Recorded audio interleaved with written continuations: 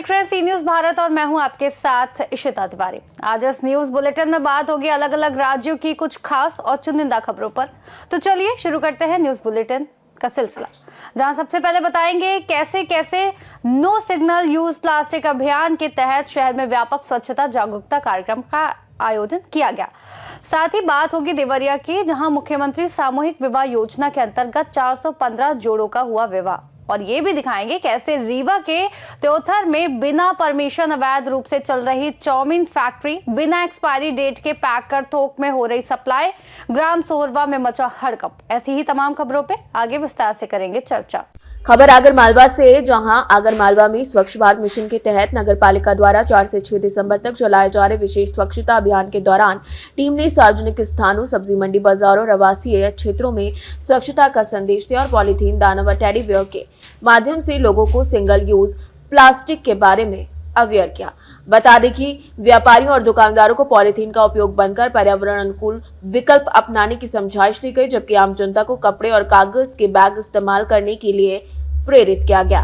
निकाय ने नागरिकों से प्लास्टिक मुक्त नगर बनाने में सहयोग करने की अपील की। इस आयोजन में अध्यक्ष नीलेश जैन पटेल, मुख्य नगर पालिका अधिकारी कुशल सिंह दोडवे, पार्षद प्रतिनिधि जगदीश गवली, रानूराज नरवाल, योगेश योगी, स्वच्छता निरीक्षक बंसत दुलगज और नगर पालिका कर्मचारी मौजूद रहे। आगरमालवा से सी न्यूज संवाददाता आशा अहमद कुरैशी की रिपोर्ट। आगरमालवा से खबर है, जहां जिला मुख्यालय स्थित पीएम एक्सीलेंस शासकीय नेहरू महाविद्यालय आगर में युवा संगम के तहत आयोजित रोजगार, स्वरोजगार और अप्रेंटिसशिप मेले में विभिन्न कंपनियों ने 209 पंजीकृत आवेदकों में से साक्षात्कार के बाद 101 युवाओं का प्रारंभिक चयन किया। मेले में स्वरोजगार योजना के तहत 8 हितग्राहियों को 34 लाख रुपए के ऋण स्वीकृति पत्र वितरित किए गए, जबकि प्रशिक्षण के लिए 35 आवेदकों का चयन हुआ। आयोग विभाग में स्टार्टअप और स्वरोजगार के लिए 26 और मुख्यमंत्री सीखो कमाओ योजना के लिए 10 आवेदकों का पंजीयन किया गया। साथ ही 110 छात्रों को करियर मार्गदर्शन प्रदान किया गया। इस आयोजन में कलेक्टर प्रीति यादव के निर्देशन में प्राचार्य डीपी चतुर्वेदी, डॉक्टर हितेंद्र सिंह तोमर, जिला रोजगार अधिकारी संजीव पाटिल और सुमित रत्न परखी के संयुक्त नेतृत्व में संपन्न हुआ। आगरमालवा से सी न्यूज संवाददाता आशा अहमद कुरैशी की रिपोर्ट। खबर बदनापुर से, जहां ढोकसाल के मल्हार सेना तालुका प्रेसिडेंट सोपान चंद्रभान भांड बदनापुर पुलिस से परेशान होकर कलेक्टर रश्मिता मित्तल और पुलिस सुपरिटेंडेंट अजय कुमार बंसल को व्हाट्सएप पर सुसाइड नोट भेजने के बाद लापता हो गए। उन्होंने पहले एसपी ऑफिस के सामने आत्मदाह की धमकी दी और आरोप लगाया था कि बदनापुर पुलिस स्टेशन के इंस्पेक्टर मचिंद्र सुरवसे उन्हें बार बार नोटिस देकर धमका रहे हैं, उन पर हमले के मामलों की कार्यवाही नहीं कर रहे हैं। सोमवार को सोपान भांड पर अपने खेत से अचानक गायब हो गए, जहां उनका मोबाइल फोन और जूते मिले हैं। इसके बाद उनके भाई सुभाष चंद्रबान भांड ने एसपी ऑफिस में शिकायत दर्ज कराई, जबकि परिवार और ग्रामीण उनकी तलाश में जुटे हैं। दादा, तुम्ही एसपी साहेबांना तुमचे भाऊ मिसिंग असल्याबाबत तक्रार दिली, काय प्रकरण आहे, कधीपासून मिसिंग आहेत आणि कोण कारणीभूत आहे याला? 20 ऑगस्ट 2025ला त्यांना मारहाण झाली। त्याच्यानंतर 3 महिने पोलिसांनी गुन्हा दाखल केल्याच्या नंतर त्यांचा मारेकरी मेन आरोपी हा कुठंच कोणत्याही प्रकारे त्याला अरेस्ट केलेले नसल्यामुळे त्यांनी वेळोवेळी 4 ते 5 वेळेस एसपी साहेबांना भेटून निवेदन दिले आणि त्या निवेदनाचाही कुठल्याही प्रकारे काहीही फायदा झाला नसल्यामुळे त्यांनी आज दिनांक एसपी ऑफिस किंवा कलेक्टर ऑफिस येथे आत्मदहन करण्याचा इशारा दिल्यामुळे त्या इशाऱ्याच्या अनुषंगाने बदनापूर पोलीस स्टेशनचे पीआय सुरवसे साहेब यांनी त्यांना गुन्हा दाखल करून जेलमध्ये टाकण्याची धमकावण्याची नोटीस काढली। त्याच्या धमकीला आणि त्यांना खोट्या गुन्ह्यामध्ये अटकवून उचलून नेऊन 2-3 वेळेस मार लागलेला असतानाही त्यांना पोलीस स्टेशनला नेऊन अटक करण्यात आली होती। या सर्व त्रासाला कंटाळून माझा भाऊ सकाळी 10 वाजेला शेतातील राहत्या घरी एक चिठ्ठी लिहून ठेवली, मोबाईल तिथे ठेवला, बूट पण तिथे ठेवला आणि तो सकाळी 10 वाजल्यापासून कुठे निघून गेला किंवा पोलीस येऊन घेऊन गेले याची कुठलीही कल्पना आम्हाला नसल्यामुळे आम्ही ते मिसिंग असल्याची तक्रार एसपी साहेबांना दिलेली आहे। यांची सर्वस्व जबाबदारी पोलीस प्रशासन आणि सदरील आरोपी, हा आरोपी पण गुंड प्रवृत्तीचा असून त्यांनाही किडनॅप केलेले असू शकते। माझं नाव सुभाष चंद्रभान भांड। बदनापुर से सी न्यूज संवाददाता यकीन शेख की रिपोर्ट। भरतपुर से खबर है, जहां एसएसबी राजस्थान जयपुर के पुलिस महानिरीक्षक अंशुमन भूमिया ने गुरुवार दोपहर भुसावर थाने का वार्षिक निरीक्षण किया। थाने पहुंचने पर जिला मुख्यालय से आए पुलिस गार्ड ने उन्हें गार्ड ऑफ ऑनर दिया। आईजी भूमिया ने थाने के क्वार्टर, मालखाना, जब्त वाहनों, अनुसंधान कक्ष, कंप्यूटर रूम सहित संपूर्ण पुलिस कार्यवाही का बारीकी से अवलोकन किया। निरीक्षण के दौरान उन्होंने अधीनस्थ अधिकारियों को कानून शांति व्यवस्था जैसे कई दिशा निर्देश दिए। इसके बाद उन्होंने थाने पर आयोजित सीएलजी सदस्यों एवं पुलिस मित्रों की बैठक भी ली। बैठक में कस्बे के नागरिकों ने अपनी समस्याओं से भी अवगत कराया। बता दें कि आईजी अंशुमान भूमिया ने कहा कि अपराध नियंत्रण और शांति व्यवस्था बनाए रखने के लिए आमजन का सहयोग बेहद जरूरी है। निरीक्षण के दौरान जिला पुलिस अधीक्षक दिंगत आनंद, एएसपी रामगोपाल वैर, सीओ अमर सिंह राठौर, थाना अधिकारी राजेश कसाना सहित सर्कल के अधिकारी और पूरा स्टाफ मौजूद रहा। पिछले 2 दिनों से भरतपुर जिले का वार्षिक निरीक्षण किया जा रहा है और इसी क्रम में आज सीओ सिटी और भुसावर थाने का निरीक्षण किया गया है। और इस पूरे निरीक्षण का जो पर्पज़ है वो यही है कि जो नई टेक्नोलॉजीज़ आ रही हैं, नई क्रिमिनल लॉज आए हैं, नए आपराधिक कानून आए हैं, वो साथ में जो पुराने जो निरीक्षण जिस तरह से किया जाता था, सारा फिज़िकल मुआयना थाने का और सीओ ऑफिस का, उसके अलावा जो रिकॉर्ड वहाँ पे मेंटेन हो रहे हैं वो सब व्यवस्थित तरीके से चल रहे हैं कि नहीं चल रहे हैं। मुख्यालय से जो भी निर्देश दिए जा रहे हैं, सरकार द्वारा निर्देश दिए जा रहे हैं, उनकी पालना थाने स्तर तक हो रही है या नहीं हो रही है, क्या कमी है और इस कमी को हम कैसे बेहतर कर सकते हैं ताकि आम जनता को हम ज़्यादा से ज़्यादा रिलीफ पहुंचाने पाएँ। हमारा प्रयास यही है कि जो भी पुराने जो तंत्र है उसके साथ साथ जो नई टेक्नोलॉजी आ रही है उसको इस्तेमाल करके अपराधियों में के खिलाफ सख्त कार्रवाई की जाए। भरतपुर से सी न्यूज संवाददाता देवेंद्र की रिपोर्ट। खबर देवरिया से, जहां समाज कल्याण विभाग की मुख्यमंत्री सामूहिक विवाह योजना के तहत देवरिया में राजकीय ITI परिसर में आयोजित सामूहिक विवाह कार्यक्रम में 387 हिंदू और 28 मुस्लिम जोड़ों का विवाह संपन्न हुआ। कार्यक्रम में पंडित गिरीश चंद्र तिवारी, राम प्रकाश यादव, राजू मणि, सांसद प्रतिनिधि, MLC प्रतिनिधि, जिलाधिकारी दिव्या मित्तल, पुलिस अधीक्षक, मुख्य विकास अधिकारी और विभिन्न विभागों के अधिकारी मौजूद रहे और शहर के गणमान्य नागरिकों ने नवविवाहितों को आशीर्वाद दिया। ये योजना आर्थिक रूप से कमजोर वर्गों की बेटियों के विवाह हेतु संचालित है, जिसके तहत प्रति जोड़ा तकरीबन 1 लाख रुपए व्यय किए जाते हैं और 60,000 रुपए सीधे कन्या के खाते में और 25,000 रुपए गृहस्थी सामग्री और वस्त्र आभूषण पर और साथ ही साथ 15,000 रुपए भोजन और टेंट व्यवस्था पर खर्च किए जाते हैं। मुख्यमंत्री सामूहिक विवाह योजना क्या है, बता दीजिए। देखिए, माननीय मुख्यमंत्री सामूहिक विवाह योजना के तहत आज हमारे यहाँ पे सामूहिक विवाह का कार्यक्रम आयोजित है। इसमें 620 जोड़ों में हमारे रजिस्ट्रेशन आज किया हुआ है, जिनकी शादी आज संपन्न होगी। इसमें प्रति जोड़े के हिसाब से 1 लाख रुपए का खर्च है, जिसमें 60,000 रुपए हम जोड़े के व्यक्तिगत खाते में देंगे।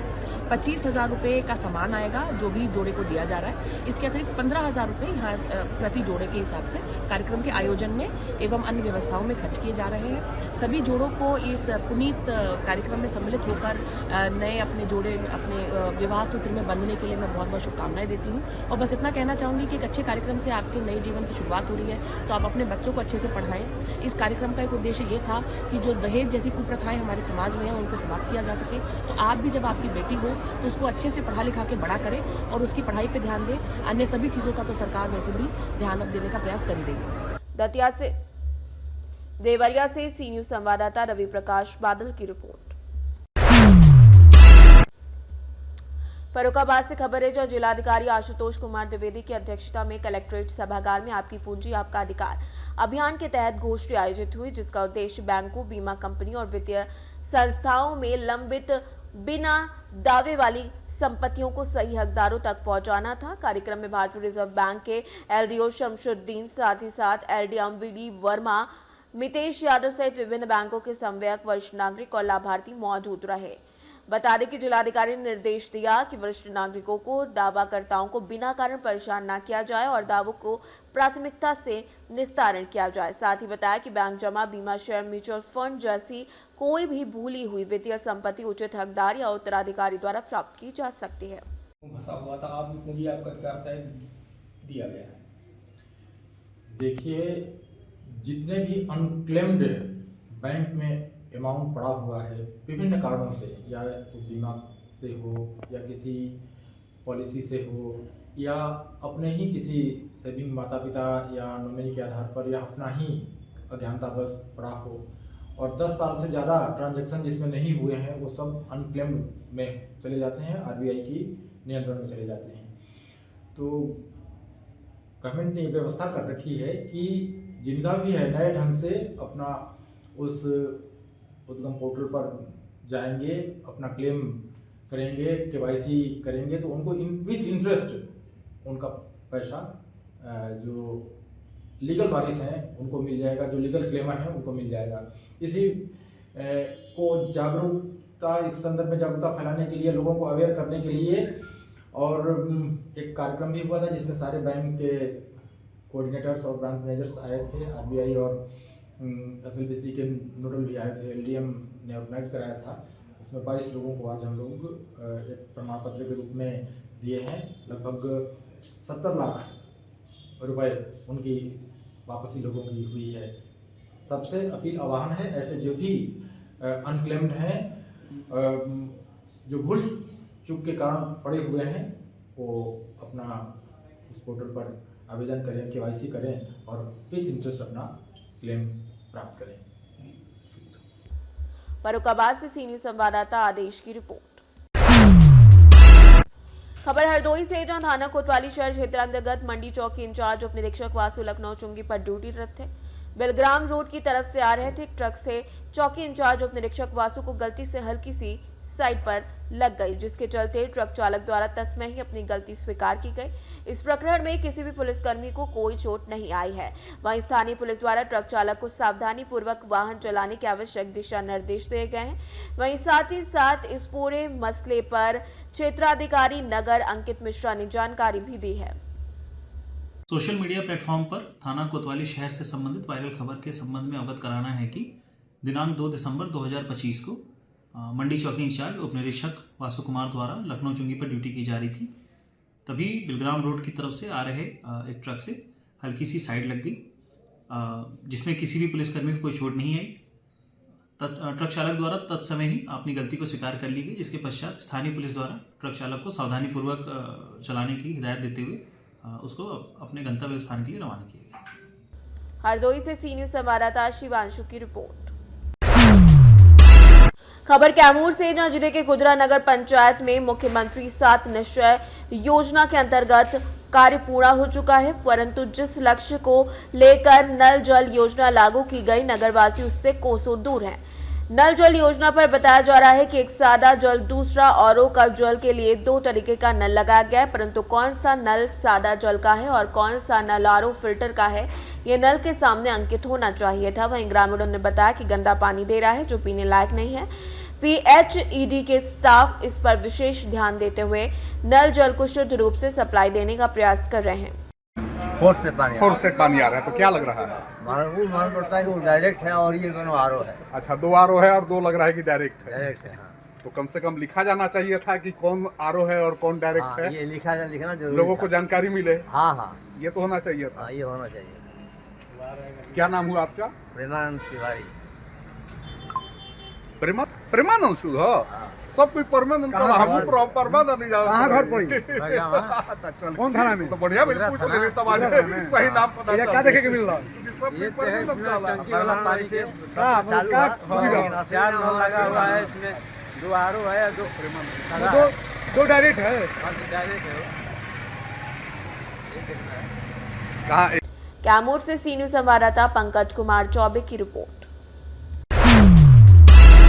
नासिक से खबर है, जहां नासिक पुलिस को कानून व्यवस्था मजबूत करने के लिए 43 नए अत्याधुनिक 4 पहिया वाहन मिले, जिसका हस्तांतरण अड़गांव स्थित पुलिस मुख्यालय में आयोजित कार्यक्रम के दौरान जिलाधिकारी आयुष प्रसाद, विशेष पुलिस महानिरीक्षक दत्तात्रेय कराले और ग्रामीण पुलिस अधीक्षक बाला साहेब पाटिल की उपस्थिति में कराया गया। बड़े भौगोलिक क्षेत्र गुजरात सीमा मालेगांव जैसे संवेदनशील इलाके आगामी सिंहस्थ कुंभ मेला और प्रमुख धार्मिक स्थलों के कारण पुलिस को अधिक वाहनों की आवश्यकता थी, जिसे अब नए वाहन मिल गए हैं।